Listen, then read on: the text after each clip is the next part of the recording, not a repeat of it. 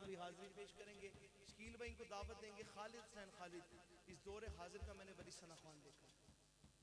अल्लाह उनके दर्जात बुलंद करे।